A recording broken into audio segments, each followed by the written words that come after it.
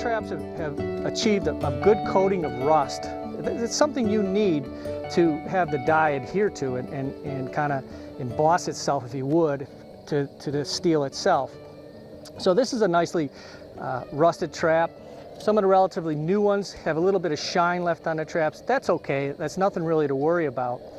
The results you're trying to achieve are simply like this. You're trying to get a nice black lacquer coating on that trap. So at the fourth phase, or fourth segment of this, of waxing, it's ready to go. So before dyeing and after. And two products I use are black crystal dye or red logwood dye. Both of these are commercial brands on the open market. The black is a more condensed version than the red. I typically will put 2 bags of this to every 5 gallons of water. And to the red logwood dye, I typically go 3 bags to 5 gallons of water. And what I like to do is get my water simmering or boiling, preferably the day before, and put my dye to it. So say I was using the black crystal dye and I put 2 bags of that. I bring that to a boil for a good couple hours, maybe 3 hours to a hard boil.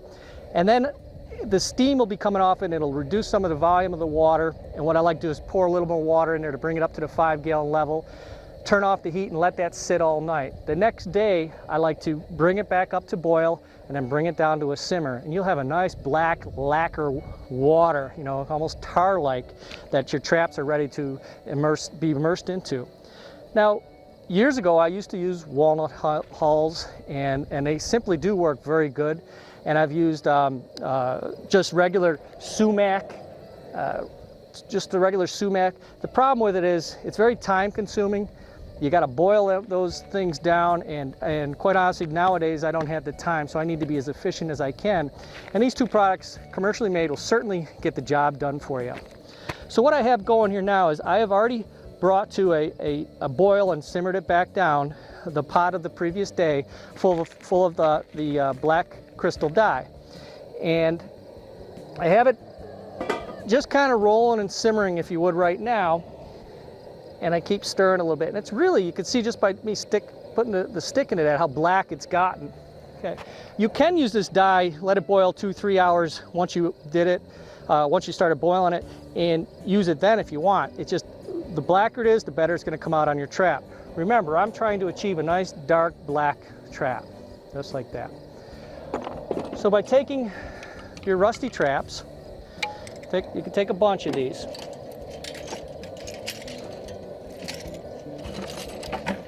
Kind of lower them right into that water. I don't try to overfill it.